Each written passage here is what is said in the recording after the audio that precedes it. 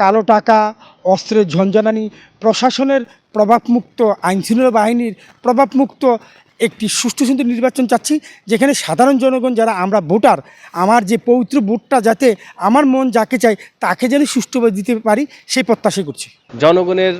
যে মতামত সেটা সুন্দরভাবে ফুটে উঠবে